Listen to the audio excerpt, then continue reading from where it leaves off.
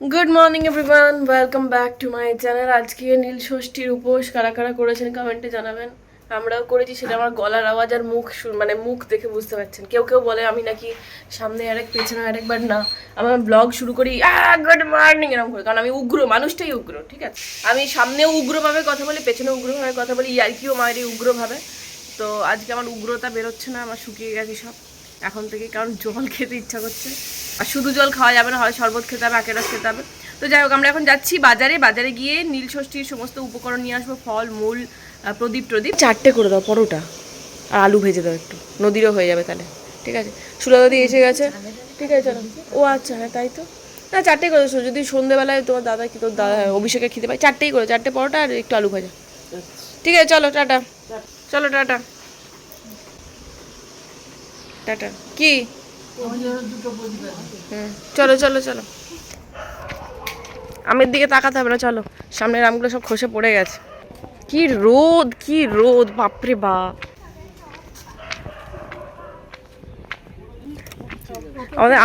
আমাদের সবাই মুখে যে বলদামুখী লাগছে, বলদামুখী ওলদামুখী। আমাদের মা বাড়িতে গ্রামের সাইডে এরকম কথা বলতো, বলদামুখী ওলদামুখী। কিন্তু আমিও রেখে রেখে খাই, মানে চায়ের দোকানটা দেখে চা খেতে মন যাচ্ছে। আচ্ছা, আমরা দোকানে চলে এসেছি। এখান থেকে যা যা লাগবে নীল পুজোর জন্য সব নিয়ে নেব।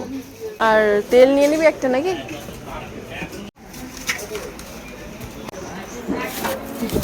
এখান থেকে 5 ফল নিচ্ছি আমাদের পুজোর জন্য, আর পূজা নেবে হচ্ছে সাবু মাখার জন্য ফল। সব মিলিয়ে মিশিয়ে নিয়ে নিলাম। এরপর ফুল, বেলপাতা এগুলো কিনতে হবে।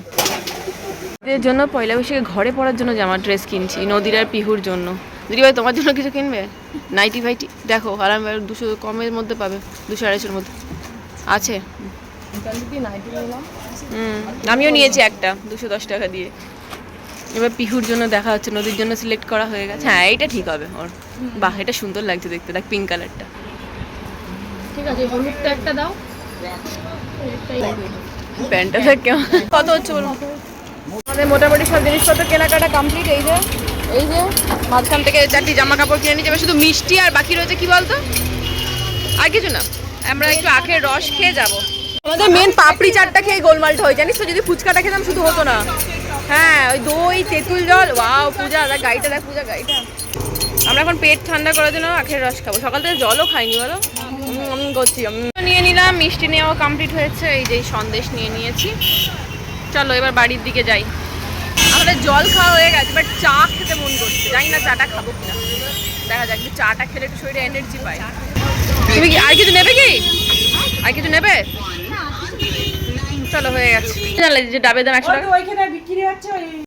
হ্যাঁ, একটা লোক কিনতে এসেছে বলে, ওই জন্য আমরা ডাব খেলাম না, আখের রস খেলাম আমরা। ঠিক করেছো। 10 টাকা 20 টাকা করে 100 টাকা ডাব। হ্যাঁ, এবারে ডাবের দাম বিশাল। আমরা ওই জন্য আগুন। রস খেলাম। ডাব অত খাওয়া যাবে না, অত বড় বড় লোকসরা খাবে ডাব। আর রোদ বাবারে। রোদ, কষ্ট হচ্ছে বাইরে, রোদে মাথা ফেটে যাচ্ছে। যাই করছে তো।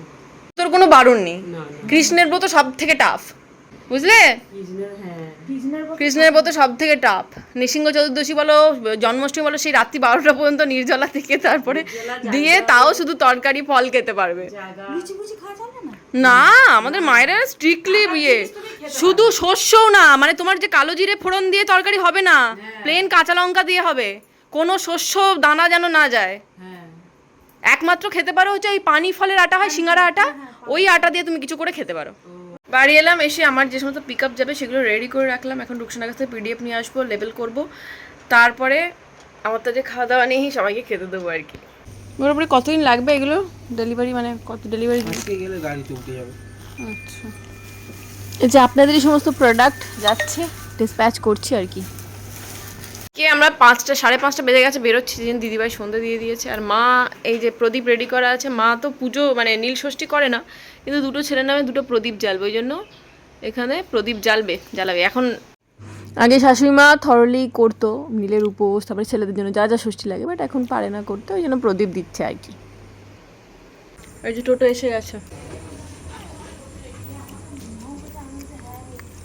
ছোট কাছারি মন্দিরে চলে এসেছি। মায়ের মন্দিরের সামনেটা কেন এক্সটেনশন করছে, দেখুন কি সুন্দর, অনেকটা এগিয়ে দিচ্ছে, কি সুন্দর। মায়ের শাড়ি কই? যখন প্রথম এখানে এসেছিলাম মন্দিরটা একদম অন্যরকম ছিল।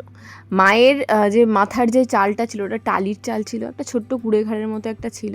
বাট এখন আস্তে আস্তে এগুলো এত বেশি রেনোভেট করা হচ্ছে, যেরকম শিবের এই মন্দিরটা, এই চাতালটাই ধরুন, মানে এরকম ঘেরাও ছিল না, পুরো ফাটাফাটি ছিল। বাট এখন এগুলোকে এত সুন্দরভাবে পাথর দিয়ে বাঁধিয়েছে, লাইটের প্রপার ব্যবস্থা করেছে।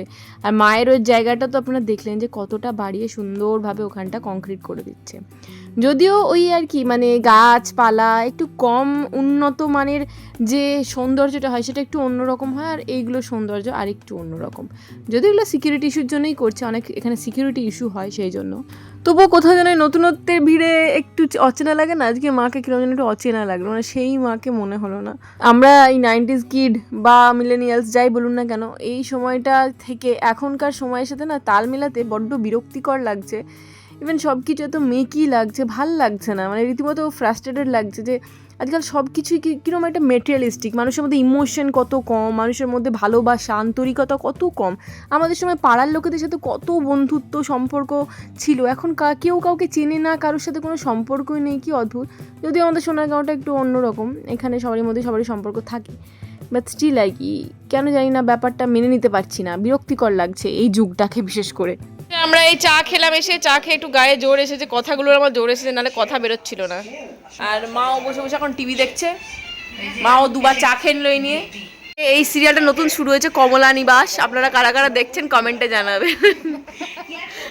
এর মায়ের যে স্বপ্ন, আমারও একটা স্বপ্ন, জানো আমি নিজের বাড়ি বানাবো একটা বিশাল সুন্দর, একদম সুন্দর করে। জানি না কবে হবে, হবে তো, কিন্তু কবে হবে জানি না।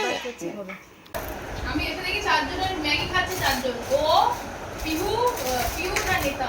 কি পায়ের যন্ত্রণা। এবার ওটা কিরম করে করে, এটা আমাদেরও ছিল ছোটবেলায়, এরকম করে ধরতাম ব্যাট করে বন্ধ হয়ে যেত, আমরা ছোটবেলায় খেলতাম এটা। এই যে পূজা আমাদেরকে সার্ভ করছে, আমরা কেদরিয়ে পড়ে আছি, সাবু মাখা। আমরা উপোস কাপাস করলে এটা পূজার বাড়িতেই খাওয়া, পূজার বাড়িতে এটা খাওয়া হয়, এটা সিগনেচার ডিশ। হ্যাঁ, এটা খুব ভালো মাখে পূজা। এইভাবে খাও, সাবু খেয়ে পেট ঠান্ডা করো। নিজের বাড়ি আসতে গেল, বাড়ি যাচ্ছে, বলে না সময় যখন খারাপ যায়, অ্যাকচুয়ালি তাই হলো। মানে আমার এত বছর উপোস কাপাস করি, আমার শরীর খুব একটা খারাপ হয় না, উপোস ঠিক থাকে। এবার আজকে আমার এত শরীরটা খারাপ হয়ে গেছে না, মানে ইভেন এখন আমার নিজের এত শরীর খারাপ লাগছে, আমি মানে বেশিক্ষণ জেগে থাকতে পারছি না, মনে হচ্ছে এক্ষুনি শুতে হবে। পুরো বাঁ দিকের পায়ের থেকে পুরো কাঁধ পর্যন্ত পুরো একটা শিরা টেনে রয়েছে, জানি না কিসের জন্য, মানে প্রচণ্ড হাঁটতে চলতে অসুবিধা হচ্ছে, টন টন টন করছে মাঝে মাঝেই। এখন পুরোপুরি রেস্ট নেবো, কালকে যেহেতু আম্বেদকর জয়ন্তী আছে, প্লাস পরশু দিনে পয়লা বৈশাখ, পরপর 2 দিন ছুটি। আজকে রাতে একটু ভালো করে ঘুমোই আর কি, কালকে সকালে একটু দেখা হচ্ছে। Okay, good night. Good morning everyone, welcome back to my channel. আজকে হচ্ছে মানে অদ্ভুত একটা দিন, ওই মানে নদীতে স্কুল ছুটি সবই ঠিক, প্ল্যান অন্য কিছু ছিল, বাট হঠাৎ করে একটা এমার্জেন্সিতে আমাদেরকে আরামবাগ যেতে হচ্ছে। আমরা অভিষেক, দাদাভাই আর নদী 4 জনে মিলে যাচ্ছি। আমাদের না গেলেও হতো, মানে আমার আর নদীর। অ্যাকচুয়ালি অভিষেক আর ইয়ের দরকার ছিল, দাদা ভাইয়ের। মানে যেহেতু ওরা যাচ্ছে, আমি ভাবলাম মা বাবার সাথে অনেক দিন দেখা হয়নি, তো যাবে চলে আসবে, তো আমিও চলে যাচ্ছি নদীর সাথে, একবার অ্যাটলিস্ট দেখা করে তো আসতে পারবো। আর এই সিচুয়েশন তো জানেনি, আর পরে যেতে পারবো কি না পারবো, বা নদীর স্কুল তো খুলে গেছে, সামনে ইউনিট টেস্ট শুরু হয়ে যাবে, তো ভালো দিন আছে, আজকে ছুটিও আছে, তো ভাবলাম গিয়ে একবার দেখা করে। তো দিদি ভাই বাবা এসে মায়ের কাছে থাকবে, সুলতাদিও আছে, আর আমি আর নদী মিস্টার মুখার্জি আর দাদাভাইয়ের সাথে একটু বেরোচ্ছি। আরামবাগের কাছাকাছি একটা জায়গায় যাওয়া দরকার, তো ওরা সেই কারণে যাবে। আমি ভাবলাম যে আমাকে ওখানটা একটু নামিয়ে দেবে, আমি বাবার সাথে দেখা করবো, ফেরার পথে তুমি আমাদেরকে তুলে নিয়ে চলে আসবে। সকাল সকাল স্নানও করিয়ে দিয়েছি, এরপর ওকে এইটা পরেই নিয়ে যাবো, গাড়িতে প্রচণ্ড গরম, ঠিক আছে, ওই তো নামবো, দেখা করবো, আবার চলে আসবো। আর ভালো জামা কিছু পরাচ্ছি না, ও কমফোর্টেবলি যাক। শুধু কমফোর্টেবলি গেলেই তো হলো না, সাথে কমফোর্টেবলি পেটটাকে রাখাও উচিত, মানে কমফর্টনেস যাতে থাকে পেটের মধ্যে।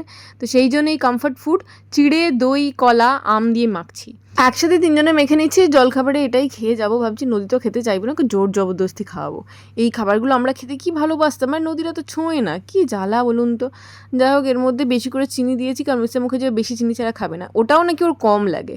আচ্ছা, এখানে দুভাবে চিড়েটা মাখতে হবে, আমি একটু এরকম এই থকথকে ব্যাপারটা খেতে পছন্দ করি, মিস্টার মুখার্জি একটু পাতলা জলের মতো, সেজন্য ওরটাতে একটু বেশি করে জল মিশিয়ে দিলাম, ওই জলের মতো চিড়ে 3 জনে মিলে খেয়ে নেবো। দিদি ভাই বোধহয় এসে গেছে নাকি, না আসেনি এখনো। এই যে মা আর কি চুলে শ্যাম্পু করছে, চুলটা দেখাও তোমার এলো কেশি করে কেমন ঘুরছো। মা আজকে চুলে শ্যাম্পু করেছে, দেখুন সবাই। খেতেও ইচ্ছা করছে। এই যে দিদি ভাই চলে এসেছে, বাবান ওপরে সুলতা দিও রান্না করছে। পেয়ারাটা একটু কেটে দেবে মাকে। ওমা তোমাকে একটু পাকা দেখে দিলাম, একটু পাকা দেখে। পেয়ারাটা মিষ্টি আছে, ভালো আছে এটা? বাদিপুরে পেয়ারাগুলো বেশ ভালো। হ্যাঁ, খুব ভালো আছে। আচ্ছা, পেয়ারা নিয়ে নেবো তাহলে। রাত্রে ফিরবো, ঠিক আছে? কিছু দর ছেলেটা বৌদি আছে, টাটা। আমি শানকে না এক গালে চার মেরে চলে যাবো। সান না থাকলে কি কি হবে না কোনো আইডিয়া নেই তোমার। ঠিক আছে দিদি আসছি, ঠিক আছে বাবা আসছি, কেন শান না থাকলে কি হয়? টাটা। এদিকে এদিকে এক্ষুনি দিচ্ছিল উড়িয়ে, চলে চলে আয় আয় আয়। আচ্ছা আমরা বেরিয়ে পড়েছি এখান থেকে, তেল ফেল নিয়ে যাব এখন সোজা, কোথাও আর দাঁড়াবো না। কি বলছিস? সবুজ সাথীরা বুড়ো হয়ে গেছে।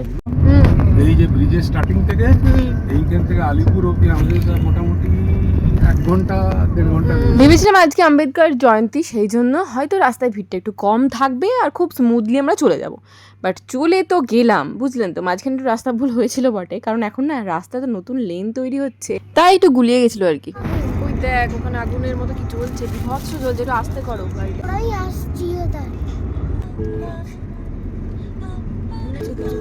ওই দেখো আরামসে বস তোরা।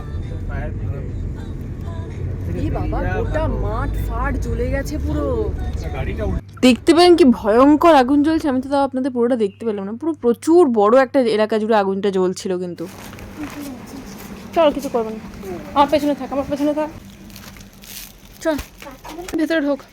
আমরা এসে গেছি বাড়িতে।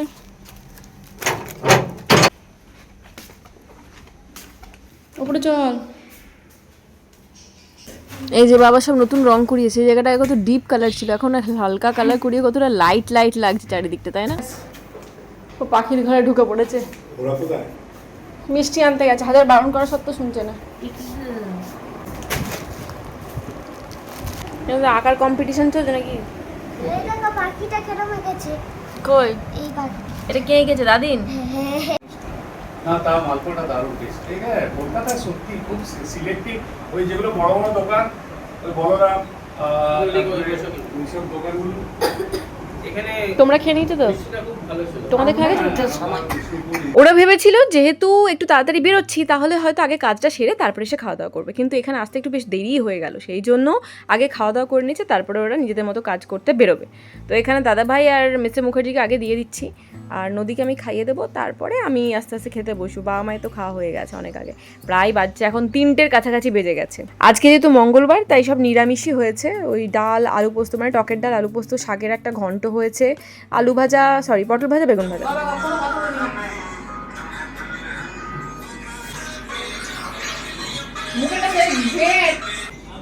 ওরা খেতে বসে গেছে, আমি নদীকে খাওয়াচ্ছি, নদীকে খাইয়ে তারপর আমি খাবো।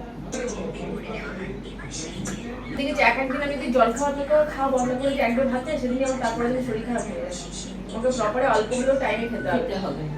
আচ্ছা আমরা এখন বসে বসে কথা বলছি। মিস্টার মুখার্জি আর দাদাভাই যে কাজে এসেছিল ওরা বেরিয়ে গেছে, আর একটু পরে আসবে ওরা কাজ ফাজ ছেড়ে, তারপরে আমরা বেরোবো, 5:30 নাগাদ বেরিয়ে যাবো। মা বলছে কি করতে এলি, আর না যে এই যে ছুটি ছিল আজকে আর কালকে, তাই চলে এলাম। কি করতে এলি মানে এত কম সময়ের জন্য কি করতে এলি, জার্নি ফার্নি করে।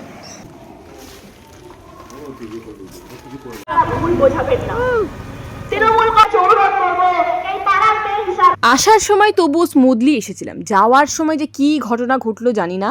পুরো শিয়াখালা থেকে শুরু করে ডানকুনি পর্যন্ত এত জ্যাম চিন্তার বাইরে। তারপরে তো শুরু হলো হাইওয়েতে, মানে ডানকুনি থেকে উঠে সাঁতরাগাছির যে লাইনটা দেখুন, লরির পর লরি, 2টো রো ধরে এরমভাবে দাঁড় করিয়ে রেখেছে, জাস্ট সাইডে একটুখানি এক ফালি ছোট্ট জায়গা ধরে এইভাবে ট্রান্সপোর্টগুলো পাস করছে। জানেন কি অবস্থা এলো, ভোটের প্রচারের জন্য না কিসের জন্য ভগবান জানে। দিদিভাই আমাদের জন্য বাড়িতে গরম গরম নিরামিষ চাউমিন করে রেখেছে, গোলমরিচ গুঁড়ো ফুড়ো ছড়াচ্ছে। প্রচণ্ড গরম পড়েছে, চোখের পলকে গেলাম আর এলাম, যাক একবার দেখা তো হলো। চাউমিন খাবো, দিয়ে ঘুমোবো, প্রচণ্ড ঘুম পাচ্ছে। কালকে 1লা বৈশাখ, পরশুদিন বাবাকে বাড়িতে নিয়ে আসা হচ্ছে, তো ঘরের মধ্যে আমাদের যা যা ব্যবস্থা করা দরকার কালকের মধ্যেই করে নিতে হবে। পরশুদিন হসপিটাল থেকে ডিসচার্জ করা হবে, দিয়ে বাড়িতে নিয়ে আসা হবে।